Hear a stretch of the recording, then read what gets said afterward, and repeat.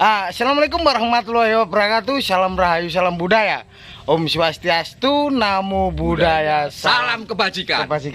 Kali ini kita belusukan bareng ya, Majapahit Study Club Sabda Aksara Channel ikuti Surabaya. Perjalanan kami ya, Sabda Aksara Channel dan juga Majapahit Study Club, Mbak Meong, Sang Master.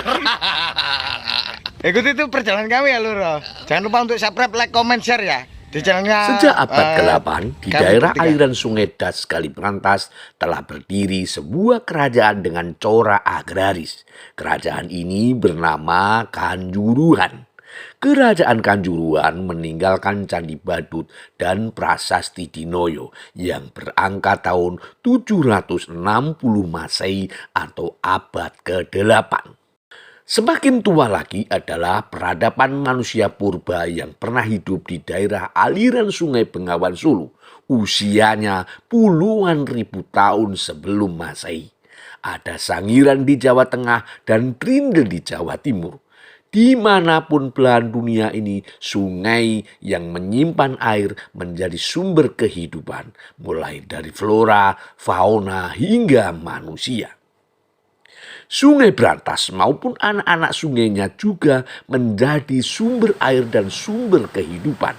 Bukti terkuat tentang adanya budaya pertanian yang ditunjang oleh pengembangan prasarana pengairan atau irigasi yang intensif. Ditemukan di Das Kaliberantas. Adanya peradaban ini bisa disimak pada prasasti Harijing di Pare. Ada 3 bagian prasasti yang ditemukan.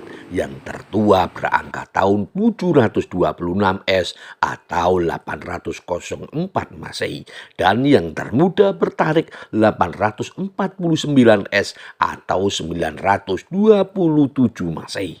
Dalam prasasti ini disebutkan pembangunan sistem irigasi yang terdiri atas saluran dan bendungan atau tanggul yang disebut dauan pada anak sungai Kalikonto, yakni Kali Harijing. Sebagai ilustrasi tambahan bahwa delta kali sudah lama menjadi jujukan peradaban adalah delta Kaliberantas sebagai induk dari Kalimas. Delta Brantas dimelirip wilayah Kabupaten Sidoarjo paling barat, tepatnya di wilayah yang dikenal dengan nama Tarik, pernah menjadi pusat peradaban asal mula kerajaan Majapahit di akhir abad ke-13, yakni tahun 1293 Masehi. Tafsir sejarah negara Kertagama berkisah bahwa Majapahit terletak di lembah Sungai Brantas sebelah tenggara kota Majakerta di daerah Terik atau Tarik, sebuah desa kecil di persimpangan Kali Mas Brantas dan Kali Porong. Sementara itu, di naskah Pararato dikisahkan tentang pendirian kerajaan Majapahit di desa Trik yang lokasinya di selatan Surabaya. Disitulah di delta kali antara Brantas, Kalimas dan Kaliporong sebuah peradaban baru mulai tumbuh, yaitu Majapahit sebelum akhirnya berpindah lagi ke lokasi baru di Trowulan. Di situ Salah Tarik ini sekarang menjadi satu perhatian pemerintah, sehingga ada satu perbaikan khususnya di jalan ini yang di paving, dan kemudian pemberian terasering di pinggir sawah itu dari tempat situs sampai di jalan raya di sana. Dan untuk bisa mencapai di sini, kawan-kawan juga tidak perlu khawatir kalau gelap, karena di sini juga sudah disiapkan lampu listrik, sehingga untuk bisa mencapai ke wilayah situs kita bisa ada penerangan di sana. Dek mulai nopo nih, nggarap nopo niki? Saniki nggarap lengsengan ini iki. Oh, nggih, nek paving ini iki, Pak. Garang niki. Dereng, pavingnya dereng. Oh, nggih. Jadi tapi ini dikelola desa tapi dananya saking pemerintah. APBD, nggih. kangge untuk ambil wong ke situsnya jauh lebih gampang ya Pak nggih. Ke makam. Nggih. Lha nek makame nggih sinten to Pak? Makam sinten Pak? Makam sini. Oh, nggih. Lah nek niki, nek sing niki? Ya tetap dulu sini. Bocok. Nggih. Iki mun mantun iki berarti niki. Wayahe raut. Siap. Nggih, matur nuwun Pak. Oke, sekarang Pada tahun 2018, di beberapa tempat di desa Tarik ini ditemukan sebaran benda arkeologi yang diduga dari awal peradaban Majapahit.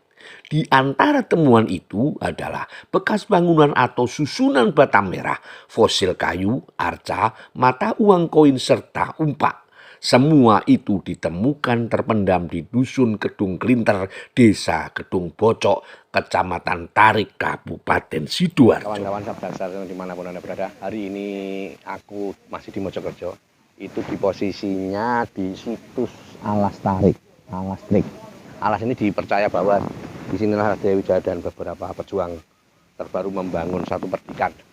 Perdikan Majapahit itu di menurut legenda diawali di sini. Iya, 700 tahun silam, 700 tahun lebih ya. Jadi sejarah peradaban Majapahit ketika waktu itu memang baru membuka pedukuhan Majapahit. Dalam ceritanya itu kan Dia Wijaya sekitar 12 kesatria Singosari tertinggal, padahal itu ketika ribuan ya, ketika menghadapi pasukan Jayakatwang dari Kediri itu yang menyerang Kedaton Istana Singosari dari arah utara. Itu sekitar ribuan pasukan Wijaya termasuk Arda Raja. Tapi kemudian pasukan Dia Wijaya ini terseok-seok, tinggal 500 orangan saja itu sampai desa Pandakan ya, sampai Kudadu.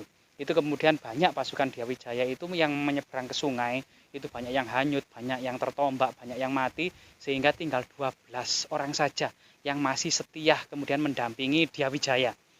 Sedangkan yang lainnya itu kabur tunggang langgang untuk menghindari serbuan pasukan Kediri. Setelah itu kemudian diantarkan oleh Lurah Kudadu sampailah kemudian Rembang ya, kemungkinan Kerembangan kemudian Surabaya, sampailah kemudian Sumenep. Nah, di sana kemudian menemui Adipati Sumenep Arya Wiraraja atau Banyak Widi atau Arya Adikara. Memang ahli strategi yang sangat ulung. Namanya juga dikenal dengan Banyak Widi. Artinya itu banyak ide. Banyak ide. Iya, banyak ide sekali dia itu. Terus iki Mas ini. Nah, setelah itu Banyak Widi ini karena memang sangat akrab dengan Raja Jayakatwang itu berkorespondensi bahwasanya Dia Wijaya gitu ya, menantu Raja Kertanegara itu menyatakan nyerah. Tapi ini strategi dari Arya Adikara atau Arya Wiraraja. Menyatakan nyerah dan kemudian agar Prabu Jayakatwang menganugerahkan sebagian dari alas terik, alasing wong tarik atau hutannya orang-orang tarik ya, sekarang ini Tarik Sidoarjo itu agar dibuat pedusun atau pedukuhan. Nah, waktu itu dibantu oleh orang-orang Madura. Pengikut Raden Wijaya dan dibantu orang-orang Madura itu sekitar 5.000-an orang. Ini membuka alas tarik atau hutan tarik ini untuk menjadikan perdikan ini ya, Kang. Lah, kebetulan waktu itu orang-orang Madura itu memang buah maja itu ada dua, ada yang manis, ada yang pahit memang. Ada pahit. Nah, seperti ini buah majanya. Iki mojo iki, Mas. Ini buah maja yang besar ini. Nah, ini kemudian ini kelihatan yang manis ya. Tapi waktu itu ada yang manis dan ada yang pahit memang. Nah, itu orang-orang Madura ini memetik buah seperti ini persis ini. Nah, ini kemudian dimakan, rasanya pahit. Wah, ditertawakan oleh teman-temannya sehingga kemudian menjadi polemik atau kemudian guyonan ya di pedusun itu. Akhirnya nama dusun itu dinamai saja Majapahit, artinya buah maja yang rasanya pahit itu. Sekitar tahun 1292 gitu. Nah, setelah itu kemudian memang ternyata pedukuhan Majapahit itu juga merupakan pedukuhan yang tersembunyi, termasuk melatih para pemuda untuk latihan perang gitu ya. Lah, bertepatan itu ternyata pasukan Mongol gitu ya, sekitar 20.000 itu sudah berlabuh di Tuban. Nah, mendengar itu kemudian Arya Wiraraja mengajak Dia Wijaya untuk bekerja sama dengan pasukan Mongol menghadapi Jayakatwang. Karena bagaimanapun juga tujuan dari kemudian pasukan Mongol adalah menghancurkan Jawa dan menghukum Raja Kertanegara yang telah mengusir dan melukai utusan Kubilai Khan, yaitu Mengki itu. Jadi balas dendam.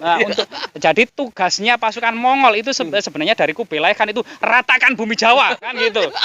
bunuh semua orang laki-laki gitu ya. Nah itu. Nah, kesempatan ini digunakan oleh strategi Arya Wiraraja dan Raden Wijaya. Selama kemudian dari pagi sampai sore itu ya, kota Daha atau kota Kediri itu dikepung oleh pasukan Majapahit, pasukan Madura dan pasukan Mongol. Sore harinya kemudian Jayakatwang menyerah dan kemudian ditawan pasukan Mongol. Di malam pesta porah kemenangan itu gitu ya, dengan towak dan arak beras, termasuk wanita-wanita penghibur, pasukan Mongol itu teler semua pasukan Mongol itu. Nah disitulah kemudian sangkakala dari pasukan Majapahit ditiup pasukan kemudian orang-orang Majapahit itu yang apen-apen atau apa namanya apen-apen itu ya, atau pura-pura mabuk itu keluar dari barisan. Keluar secara sembunyi-sembunyi. Setelah itu pasukan Mongol itu dihujani dengan anak panah, diserbu dan lain sebagainya. Banyak kehancuran sekali. Sampai kemudian melarikan diri sampai ke Canggu gitu ya. Yaitu pada tanggal 9 Mei kemarin gitu ya. Tahun 1293 diperingati sebagai kemenangan orang-orang Majapahit dan Madura atas pasukan Mongol yang ada di Canggu. Setelah itu terombang-ambing, terkatung-katung, terus disergap sampai kemudian tanggal 31 ya, tanggal 31 Mei 1293. Sisa-sisa pasukan Mongol yang berlabuh di Surabaya dihancurkan oleh Arya Adikara atau siapa namanya? Wiraraja. Arya Wiraraja itu, sehingga menjadi hari jadi Surabaya. Loh, terus Mas, ini menurut jenengan tempat ini berarti tempat di mana Raden Wijaya menyiapkan semua pasukannya itu di tanah ini, Mas? Tempat ini. Iya, betul. Tapi kok ada situs-situs yang meyakinkan itu ora Mas Nenggon iki? Mungkin ada ora Mas di sini? Ada penelitian ya, termasuk kita juga valid ya dari bukunya Profesor Hasan Jafar dari UI gitu ya. Masa akhir Majapahit itu juga sempat menulis bahwasanya situs Kedung Bocok yang ada di Tarik ini Kedung Bocok. Iya, Kedung Bocok. Ini namanya situs Kedung Bocok yang ada di Tarik itu. Itu juga diduga sebagai kedaton atau istana awal yang dibangun pada masa Raden Wijaya sampai Ratu Tribuana Tunggadewi. Karena memang ada filosofi kuno, kalau sebuah istana itu diserang oleh musuh atau diduduki oleh musuh atau kena bencana alam yang menghancurkan istana itu, maka lokasi itu wajib ditinggalkan. Harus pindah ke orang lain. Karena itu sudah tuahnya atau kemagisan dari sebuah tanah itu sudah hilang dan lenyap. Sehingga ada pantangan, ditinggali lagi itu pantangan. Maka harus mencari daerah yang masih perawan atau yang masih suci lagi gitu. Sehingga memang daerah yang sudah dikuasai musuh kan ada pemberontakan Rakuti tahun 1319 menguasai istana. Artinya istana Majapahit awal itu memang diduga di sini di Kedung Bocok Tarik ini sebagaimana sumber Pararaton yaitu alasan wong Tarik. Bahkan dalam sumber Yuansi ya pasukan Mongol tadi Ikemi, Sisipi dan Gausing pasukan Mongol itu ketika melihat Majapahit itu ada jembatan apung ya dekat sini, jembatan apung yang menghubungkan antara area sana dan sini. Itu artinya memang lokasi awal istana Majapahit itu ada di sekitar sini. Iya, dan betul. Itu valid Mas ya? Nah, itu kita juga mengacu pada Profesor Hasan Jafar sampai saat ini. Karena sejarah itu kalau ada prasasti atau sumber baru gitu ya, yang lebih autentik tentu akan berubah. Tapi sampai saat ini bahwasanya situs Kedung Bocok itu diidentifikasi para sejarawan sebagai situs awal istana Majapahit. Itu. Istimewa John. Temuan di situs Tarik tak hanya bangunan bata, tapi juga benda cagar budaya, fosil kayu, dan fosil hewan.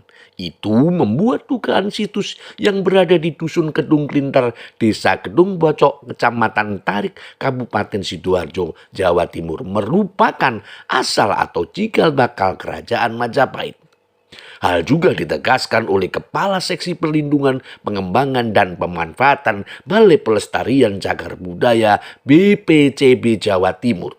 Menjelaskan bahwa merujuk pada kitab Pararaton memang disebutkan bahwa Raden Wijaya sebelum mendirikan Majapahit di Trowulan Mojokerto telah dahulu tinggal di hutan atau alas yang bernama Alas Trik atau Alas Tarik.